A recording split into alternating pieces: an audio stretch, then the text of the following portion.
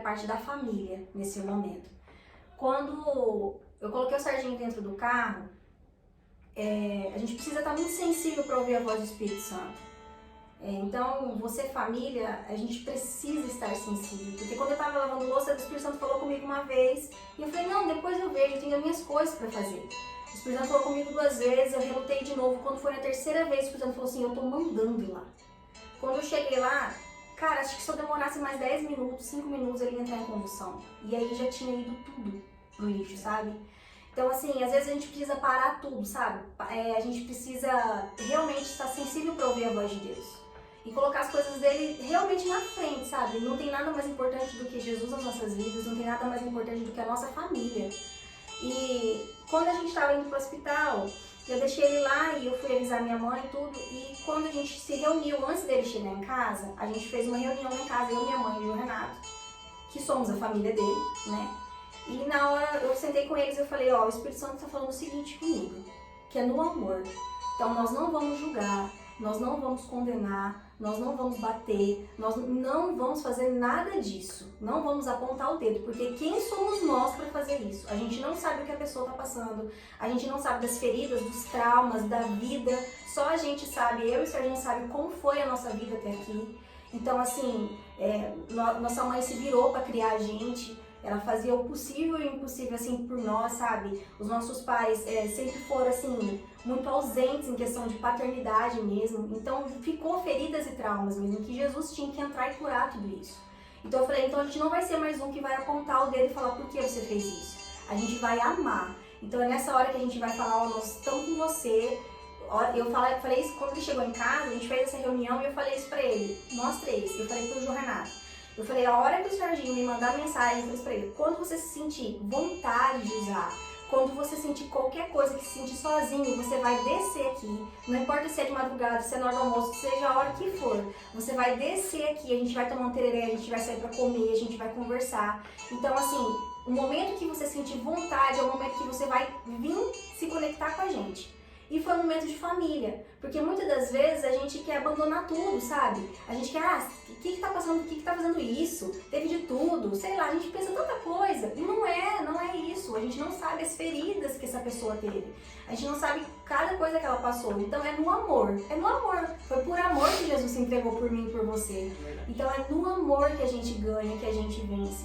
E é muito lindo o Serginho ter falado sobre isso, porque muitas vezes você tem alguém da sua família que está passando por isso, ou você está passando por isso.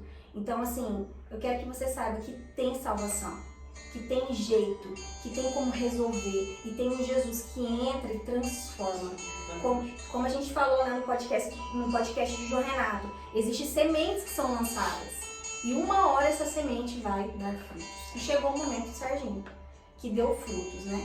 E eu quero, Serginho, que você fala também, hoje eu vejo assim, você mesmo é minha referência, eu sempre falo isso pro João Renato, assim, pro João Renato também você é uma referência pra ele, porque você é um menino que, cara, saiu do meio do lamaçal do pecado, e Jesus veio e fez uma transformação, trouxe uma maturidade sobre você. Eu vejo que você é um jovem profundo, sabe? Um jovem maduro. Então, como é ser um jovem maduro no meio dessa sociedade que você já viveu? Então, voltando um pouquinho, quando eu comecei a congregar, a gente tem que parar de se iludir com todo esse miticismo, né? Que infelizmente a gente vê hoje dentro das comunidades cristãs aqui no Brasil. Que é todo aquele mover, aquele sentimento, etc. Então, quando eu comecei a ouvir a mensagem do Evangelho, a mensagem da cruz, né, que nós precisamos morrer com Cristo, que Cristo nos atraiu no seu corpo. João 12:32, ele diz que quando ele fosse levantado da terra, ele ia nos atrair no seu corpo. Paulo interpretou isso de uma maneira tão simples em Romanos 6, que ele fala que nós fomos batizados na morte de Cristo, no sepultamento de Cristo. Efésios capítulo 2, o apóstolo Paulo vai dizer que nós fomos ressuscitados juntamente com Cristo. Então a morte de Cristo, ela não foi simplesmente substitutiva, mas ela foi atrativa.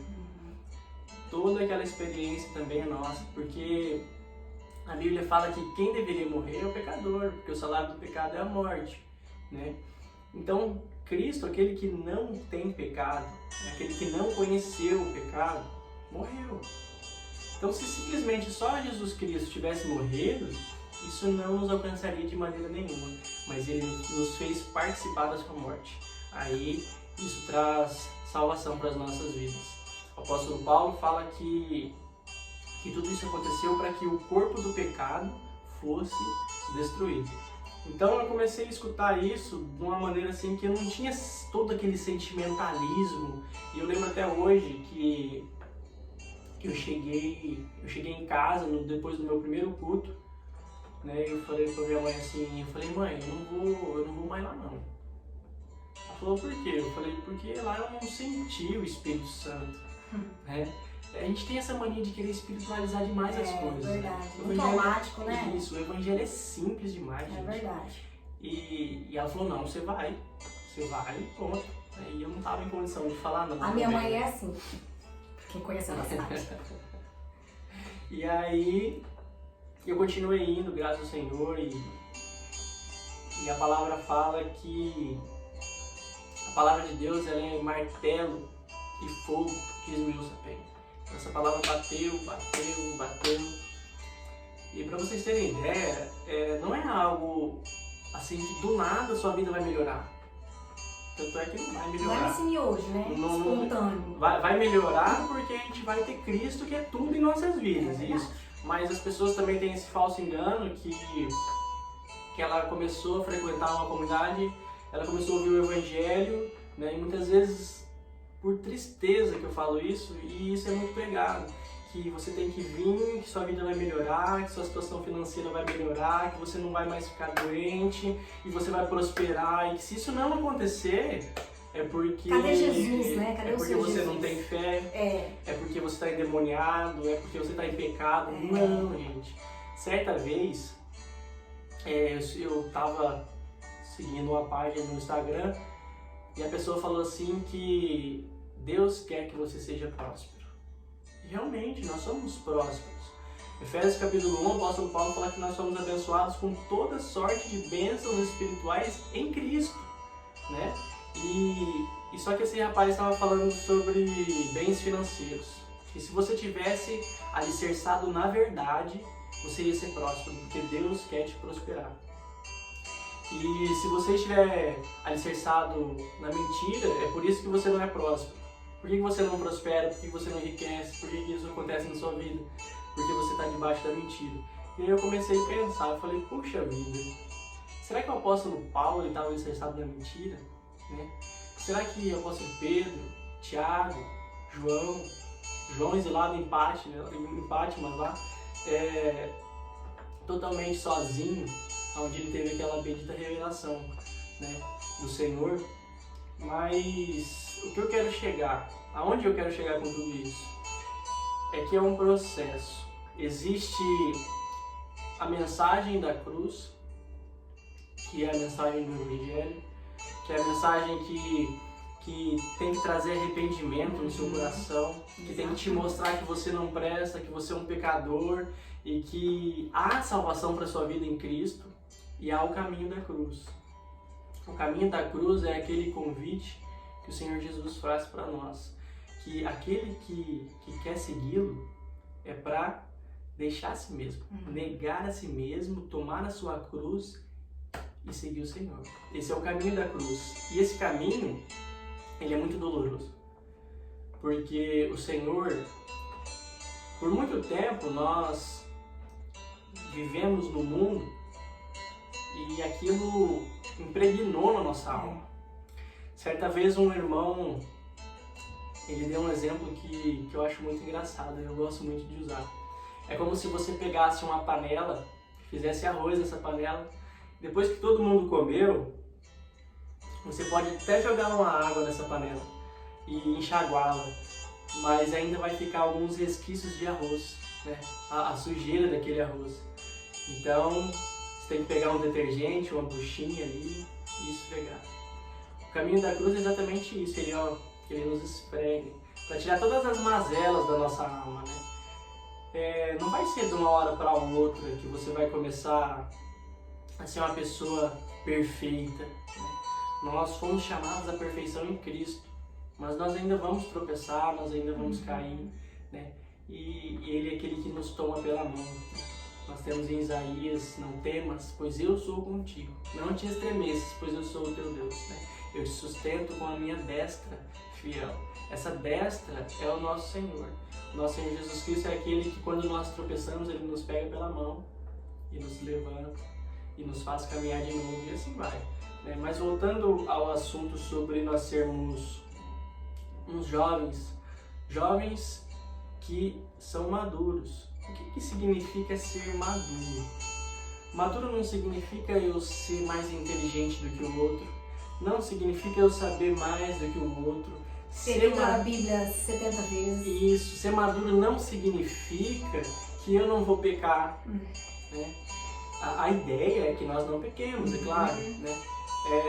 O apóstolo João escreve na sua primeira carta, ele fala assim: filhinhos, eu vos escrevo isso para que não pequeis, mas bendito seja o Senhor, porque a continuação do versículo fala assim: mas se pecares, tem advogado justo diante do Pai. Esse advogado é o nosso Senhor. Então, ser maduro não é que você nunca mais vai falhar, que nada mais de ruim vai acontecer na sua vida, não. Eu acho que ser maduro significa você olhar para o Senhor em toda a sua vida. É você começar a tomar certas atitudes na sua vida, que antes de você tomar essas atitudes, você pensa, fala assim: eu vou estar glorificando o Senhor nisso. A gente tem que parar com essa mania de falar assim: isso é certo, aquilo é errado, isso é certo, aquilo é errado. Quem que estipula o certo e errado não é a Escritura. Quem estipula o certo e errado é a sociedade. É verdade. Algumas coisas para uns são certas, para outros são erradas, né? E isso entra em um outro assunto que eu não vou entrar, que senão a gente vai tomar muito tempo, que é sobre o relativismo. O relativismo é um dos maiores inimigos do cristianismo. O relativismo fala que há verdades para todas as coisas. O que aquilo para mim é uma verdade, para a Aliança pode ser outra. Isso no cristianismo não existe. Nós temos a verdade. Aquele que disse assim: eu sou a verdade, é o nosso Senhor. Nós somos um povo da verdade. Nossa, Sérgio, então você está falando que só vocês estão certos? Não. Porque para nós a verdade ela é pessoal. A verdade ela é uma pessoa. Ele disse: eu sou a verdade. E se ele é a verdade e ele nos comprou, nós somos o povo da verdade, né? Então, se nós não vivemos pelo que é certo e pelo que é errado, pelo que nós vivemos? O apóstolo Paulo diz que que a paz de Cristo seja árbitro em nossos corações, né? Vou fazer tal coisa. Vai pro seu quarto, ora, pede direção do Senhor, pergunte aos seus pais. Se você é jovem, até se você já for casado, né, já mora em outra casa, já não mora na casa dos seus pais, os pais, e eu falo isso mesmo pais ímpios, viu? Os pais são instrumentos de Deus nas nossas vidas. Eu pergunto até hoje as coisas para minha mãe. Para falar conosco. Então, antes de tomar uma decisão, vai diante do Senhor primeiramente, pergunte aos seus pais. Se aquilo traz paz no seu coração, faça. Se aquilo não quer do seu coração, espera mais um pouquinho, espera a resposta do Senhor, né? E outra coisa, sobre ser um jovem cristão. Se você ainda não crê no Senhor, e você estiver ouvindo isso, vá aos pés dele, clame a Ele por misericórdia, Ele vai te alcançar, isso é fato. E se você está começando agora, deixa eu te falar, sai de tudo, círculo de amizades, lugar onde você frequentava, exclui rede social por um tempo. Eu fiz isso e eu consigo fazer. Para de ir na casa desses amigos. Por quê? Sérgio, você está me falando para mim nunca mais falar com eles? Não. Estou te dizendo que é um período de desintoxicação. Né? É um processo. Eu como usuário, ex-usuário de cocaína, ex-dependente químico, é o conselho que eu dou. Né? Por quê? Porque se eu continuar assim, indo nas mesmas amizades, fazendo as mesmas coisas, eu ia tropeçar e ia cair de novo. É verdade. Então, eu precisei de um tempo. Hoje, fazem em outubro, né? Meu primeiro congresso foi em outubro de 2017. Eu comecei a congregar nesse mesmo mês, um pouco antes. Então, em outubro de 2021, fazem 4 anos. Hoje, mais ou menos, eu falo hoje, mas esse ano, que eu comecei a me relacionar com alguns amigos que eu tinha no passado, porque hoje eu sei que eu posso, né, que eu tenho essa segurança de chegar na casa deles, tomar um tereré, trocar uma ideia, falar do evangelho quando eu tenho oportunidade, né, sem eu me contaminar com isso, sem eu tropeçar e cair, mas também tomando muito cuidado, né, porque as escrituras dizem que aquele que está em pé veja que não cai, cuide para que não cai, porque Satanás, ele está ali, né, ele está ali para tentar uma brecha que você dá, ele entra e acaba com a sua vida. Outra coisa, é algo que o Senhor tem falado muito no meu coração esses últimos meses, é sobre isso. E se eu cair? E agora? Eu tenho quase certeza que você vai se identificar com isso.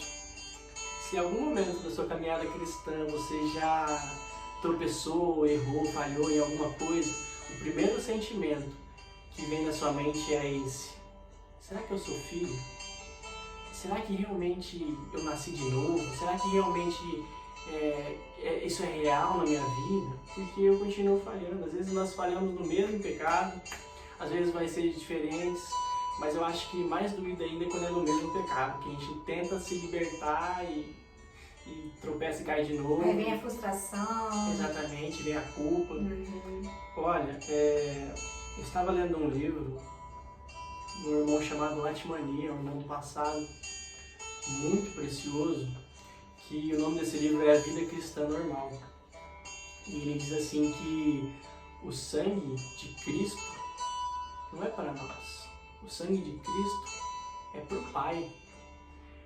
Se nós olharmos no Antigo Testamento, aquele sangue que era derramado e colocado sobre a tampa do propiciatório era para Deus, não era para o povo. Então Deus olhava para aquele sangue e perdoava os pecados do povo. O sangue de Cristo é para agradar o Pai. Então não é o que nós fazemos, é o sangue. O sangue ele tem a mesma eficácia, teve a mesma eficácia quando o Senhor foi crucificado, o sangue foi derramado, até hoje. Agora, se você crer no Senhor nesse exato momento, o sangue é derramado sobre a sua vida, e se você pecar amanhã, o sangue tem a mesma eficácia. Não estou dando aqui liberdade para a gente sair pecando, né? Paulo fala para a gente não usar a nossa liberdade como libertinagem. Mas eu estou dizendo que há perdão para as nossas vidas. Nós temos um Deus que é rico em misericórdia, Ele é rico em perdoar, né? Então, se você é jovem e está começando a caminhar agora, olhe para Cristo, né? Assim como Paulo disse assim, olha, eu olho para o alvo, deixando as coisas que para trás ficam. As coisas que ficaram para trás é passado, né? Cristo, ele é a nossa vida. E por mais que nós sejamos falhos, Ele habita em nós. É engraçado, eu lembro que um pouco antes de eu batizar, o Senhor trouxe algo no meu coração. Porque a Bíblia diz que quando nós cremos no Senhor, o corpo do pecado é destruído, então assim o Senhor Jesus Cristo pode passar a habitar dentro de nós, né? E um pouco antes de eu batizar, eu estava lendo Mateus 3, se eu não me engano, que é o batismo de Jesus. Então, quando eu li aquela parte assim que João ouviu uma voz do céu que disse assim: este é o meu filho amado, em quem eu me comprazo, né? E quando a gente crê, o Filho habita dentro de nós. Deus agora não mais olha a Aliessa, não olha mais o Sérgio, mas Ele olha para nós e vê a pessoa do seu Filho. Por isso que é perdão para nós, por isso que Ele se regozija em nós, porque o Filho habita em nós. Isso é maravilhoso. Isso